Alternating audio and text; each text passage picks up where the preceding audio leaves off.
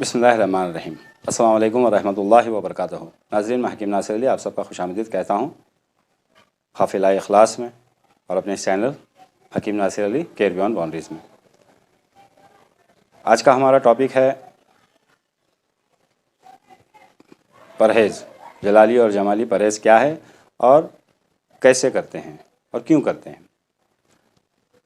اس سے پہلے میں امید کرتا ہوں قافلہ اخلاص کے سارے ممبران سے کہ آپ نقطہ بینی اور حبس دم کی مشق کر رہے ہیں اور مراقبے میں بھی اپنا وقت لگا رہے ہیں، کیونکہ دیکھیے آگے چل کر کے کچھ ایسی چیزیں بتائی جائیں گی، سکھائی جائیں گی، جیسے کہ سول ٹو سول کمیونیکیشن، اپنی بات کو سامنے والے کے دماغ میں کس طرح ڈالی جائے اور توجہ سے کس طرح حصار کیا جائے، توجہ سے کس طرح دور بیٹھے انسان کا علاج کیا جائے۔ ایسا نہ ہو کہ آپ کو اس وقت میں پچھتاوا ہو، کیونکہ یہ بیس ہے، اس کے بغیر آپ یہ سب نہیں کر سکتے۔ Focus, proper imagination, proper intention, توجہ، تصور، نیت، ان ساری چیزوں کا یہ بیس ہے، یہ تین چیزیں بیس ہیں۔ اگر آپ اس پہ محنت نہیں کریں گے تو آپ سورہ اخلاص بھی اگر آپ پڑھ رہے ہیں، اگر توجہ کے ساتھ میں اگر آپ نہیں پڑھ رہے ہیں تو آپ کو فائدہ تو ملے گا، آپ کو ثواب تو ملے گا، بس اس کے فیوز و برکات جس لیے یہ کروایا جا رہا ہے وہ چیز حاصل نہیں ہوگی۔ آپ سمجھ رہے ہیں نا میں کیا بول رہا ہوں؟ تو آپ سب سے گزارش کرتا ہوں کہ پلیز آپ اس کے اوپر لگیں اور محنت کریں۔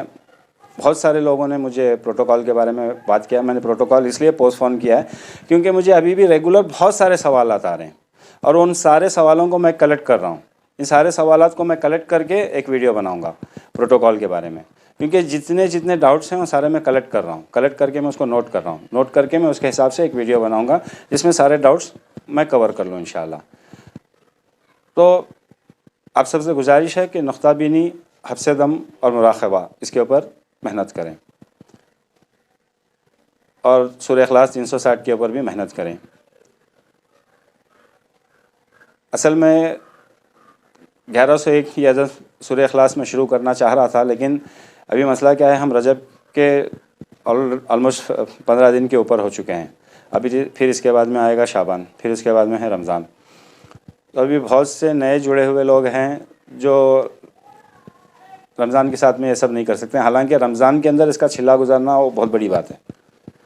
اگر ہم کو رمضان کے مہینے میں اس کا چھلا نصیب ہو گیا تو یہ بہت بڑی نصیب کی بات ہے۔ میں اس کے بارے میں انشاءاللہ اگلے سیشن میں بات کروں گا، پہلے پروٹوکال بتا دوں گا، اس کے بعد میں بتاؤں گا۔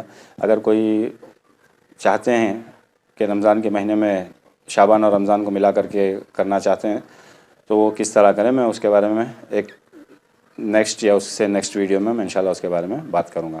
تو آج کا ہمارا ٹاپک ہے جلالی اور جمالی پرہیز کیا ہے اور یہ کس لیے کرایا جاتا ہے۔ بات کو آسانی سے اور لاجیکلی اگر ہم سمجھنا چاہیں تو اس کی مین دو ہی وجوہات ہیں۔ سب سے پہلا پوائنٹ جو ہے وہ ہے نفس پر لگام ڈالنا، نفس کی مخالفت کرنا، اس کو اپنے کنٹرول میں لینا ایک، اور دوسرا ہم جو بھی کام کر رہے ہیں، جو بھی راستے کے اوپر چل رہے ہیں، جس بھی راستے کے اوپر ہم مشق کر رہے ہیں، جیسے اگر ہم پازیٹیو کام کر رہے ہیں، نورانی کام کر رہے ہیں، نورانی چھلا کشی کر رہے ہیں، تو اس کی پازیٹیو انرجیز کو اٹریکٹ کرنا۔ دیکھیے سب سے پہلی بات تو یہ ہے کہ جو پرہیز کروایا جاتا ہے نا، نفس کی مخالفت کروایا جاتا ہے، یہ صرف نورانی عمل میں نہیں ہوتا ہے، یہ ہر عمل میں ہوتا ہے۔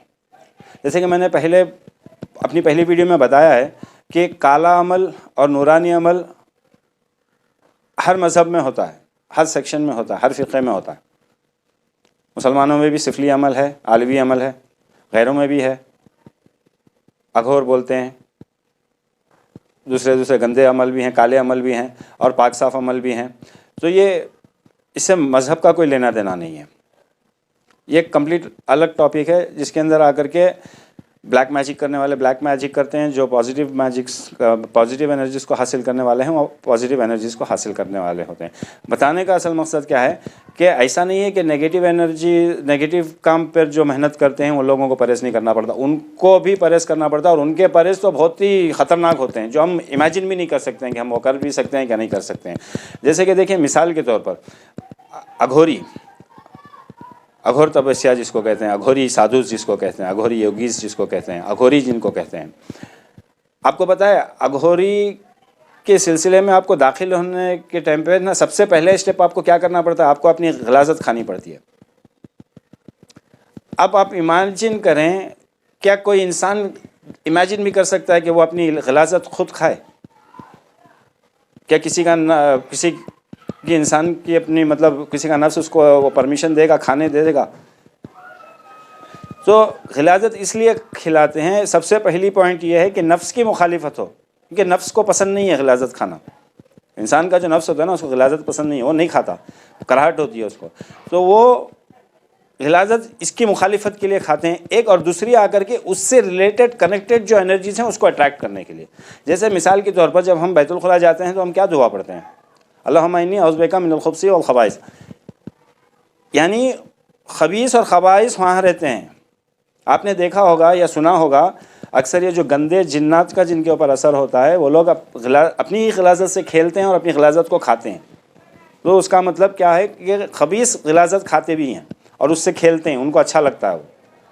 تو خبیثوں کو اٹریکٹ کرنے کے لیے ان کی غذا کو استعمال کیا جاتا ہے. ایک پوائنٹ اس نیگیٹو انرجی کو اٹریکٹ کرنے کے لیے، اپنی طرف کھینچنے کے لیے. ایک پوائنٹ. دوسری پوائنٹ نفس کی مخالفت. تو یہ اغور کے عمل کے اندر بھی آپ کو نفس کی مخالفت بھی کرتے ہیں اور آپ پرہیز بھی کرتے ہیں. ان کے بہت سارے پرہیز ہیں. یہ لوگ صرف مرداری کھاتے ہیں. جو مردے کو جلانے کے بعد میں جو راکھ بچتی ہے نا، اس راکھ کو اٹھا کر یہ اپنے سارے بدن پہ ملتے ہیں. اور گھاٹ کے اوپر کیا ہوتا ہے، بہت سارے ان کے اپنے اپنے طریقے ہوتے ہیں. کسی طریقے میں جلایا جاتا ہے مردے کو، کسی طریقے میں پانی میں چھوڑ دیا جاتا ہے. تو پانی میں جب اس مردے کو چھوڑ دیتے ہیں نا تو وہ دریا کے کنارے دور کھڑ کر انتظار کرتے ہیں مردوں کا، لاشوں کا، اور ان لاشوں کو نکال کر کے اس کا گوشت کھاتے ہیں. اس کے سینے پر بیٹھ کر کے کچھ عمل پڑھتے ہیں، تپسیا کرتے ہیں، کچھ آسنس کرتے ہیں اس مردے کی لاش کے اوپر. تو پرہیز ان میں بھی ہوتا ہے. وجہ ان انرجیز کو اٹریکٹ کرنا اور نفس کی مخالفت کرنا. نفس کی مخالفت سے ہی آپ بہت ساری کمال کی چیزیں حاصل کر سکتے ہیں. جیسے حضرت سیدنا محبوب الہی حضرت سیدنا نظام الدین اولیاء قدس اللہ سرہ العزیز کا ایک واقعہ ملتا ہے. حضرت کی طبیعت بہت خراب ہو گئی تھی. حضرت کی طبیعت اتنی خراب ہو گئی تھی کہ وہ اٹھ نہیں پاتے تھے، چل نہیں پاتے تھے. حضرت کی کمر میں بہت شدید تکلیف تھی حضرت کے. اس واقعے سے ہم کو بہت ساری چیزیں ملتی ہیں. ایک، جادو کسی کو نہیں چھوڑتا، ولی ہو، نبی ہو، جو کوئی بھی ہو. جادو کیے تو جادو کا اثر ہوگا ہی ہوگا. ایک. دوسری بات، نفس کی مخالفت کر کے انسان کو کتنی ساری طاقتیں حاصل ہوتی ہیں، یہ بھی پوائنٹ اس واقعے کے اندر ہے. تیسری بات، ہماری نظر کہیں اور ہوتی ہے، ولی کی نظر کہیں اور ہوتی ہے. اس ٹاپک کو آپ سمجھ لیجئے، سن لیجئے، آپ کو سمجھ میں آ جائے گا.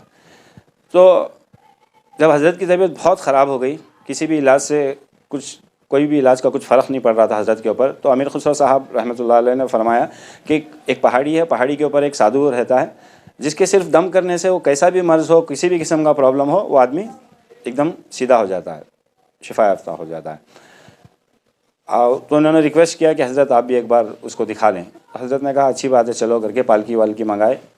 پالکی ڈولی، پہلے ڈولیاں ہوتی تھی نا، ڈولی میں بٹھا کر لے جاتے تھے بزرگوں کو، عورتوں کو اکثر ڈولی میں ہی سفر کیا جاتا تھا. تو ڈولی میں لے کر پہاڑ کے اوپر گئے. تو وہاں پر دیکھا واقعی ایک سادھو بیٹھا ہوا ہے اور جس پہ بھی دم کرتا ہے آدمی رینگتا ہوا آ رہا ہے، کوئی اٹھا کر لا رہا ہے. ایسے قسم کے بہت سارے پرابلمس ہیں، لیکن جیسے ہی وہ دم کرتا ہے تو وہ آدمی سیدھا ہو جاتا ہے. تو ابھی حضرت کی باری آئی. حضرت جب اس کے پاس پہنچے تو حضرت نے فرمایا کہ پہلے مجھے یہ بتا کہ تجھے یہ طاقتیں حاصل کیسی ہوئیں.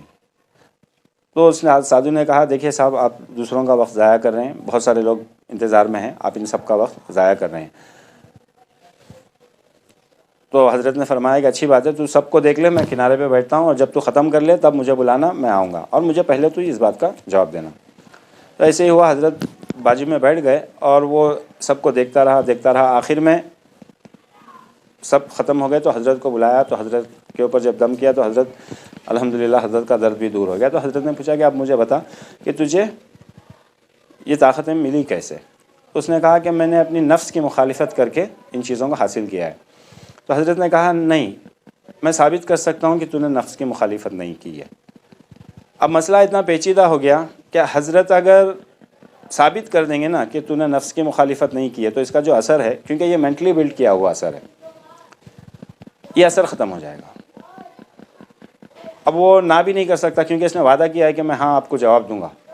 اس نے کہا، اور جیسے اس نے کہا کہ میں نے نفس کی مخالفت کر کے یہ ساری چیزیں حاصل کی ہے، تو جیسے حضرت نے کہا کہ میں یہ ثابت کر سکتا ہوں، تو اس نے بھی کہا کہ اچھی بات ہے، آپ ثابت کر دیجئے. اگر آپ ثابت کر دیں گے تو میں آپ پہ بیعت کر لوں گا، آپ کے ہاتھ پر بیعت کر لوں گا.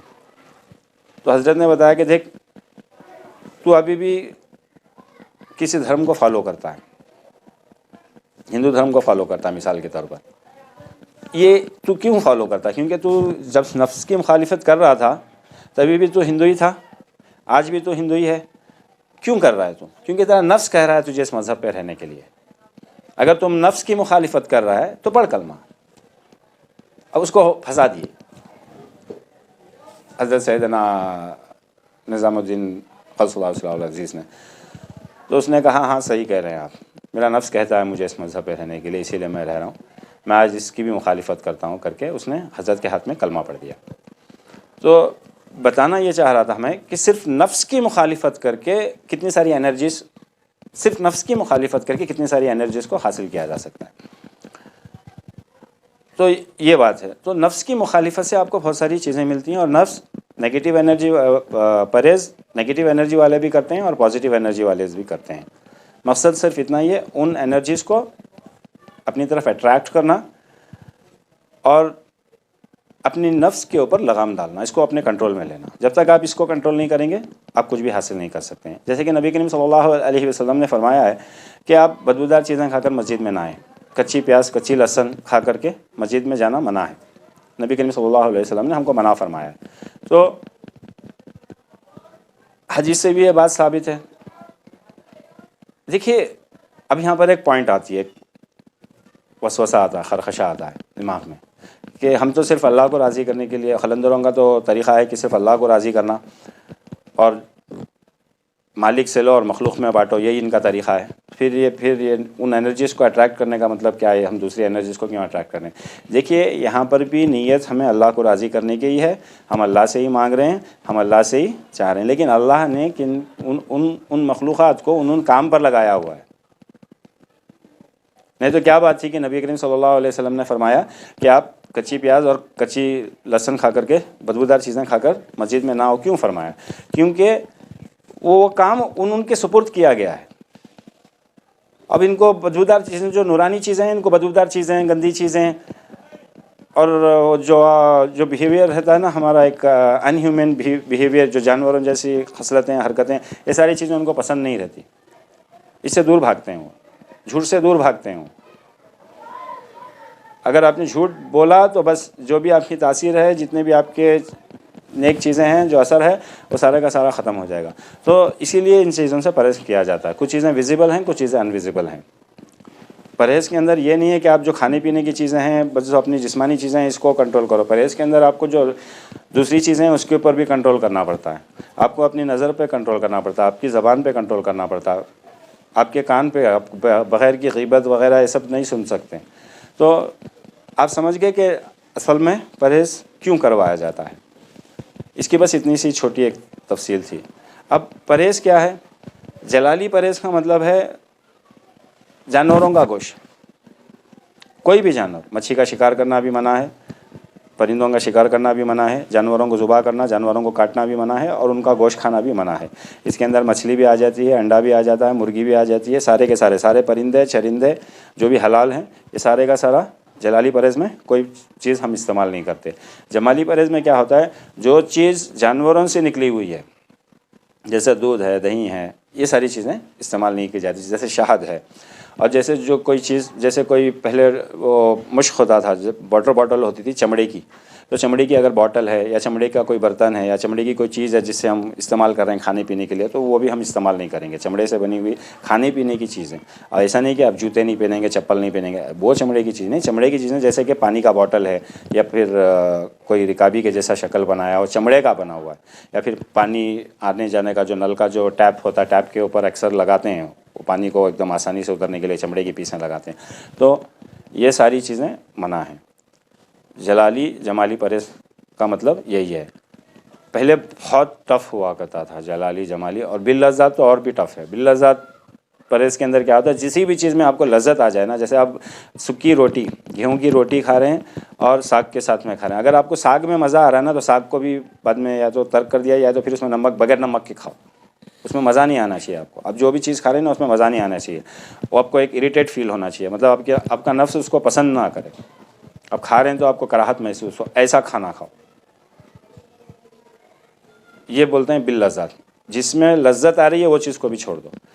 آپ سمجھے نا، جلالی جمالی پرہیز کا مطلب جب کہیں گے کہ آپ کو پرہیز کے ساتھ میں کرنا ہے تو پرہیز میں یہ ساری چیزیں مل جاتی ہیں، جیسے کہ آپ گوشت، کسی بھی قسم کا گوشت استعمال نہیں کریں گے، انڈا استعمال نہیں کریں گے، اور جانوروں سے نکلی ہوئی چیزیں بھی استعمال نہیں کریں گے، جیسے دودھ وغیرہ، شہد، یہ چیزیں بھی آپ استعمال نہیں کریں گے. چمڑے کے برتن، چمڑے کی چیزیں جسے پانی یا کھانا پروسا جاتا ہے یا استعمال کیا جاتا ہے، وہ چیزیں بھی آپ استعمال نہیں کریں گے. حقوق ازواج، میاں بیوی بھی ملاقات نہیں کریں گے، یہ بھی اس کے اندر پرہیز ہوتا ہے. تو اسے کہتے ہیں جلالی اور جمالی پرہیز.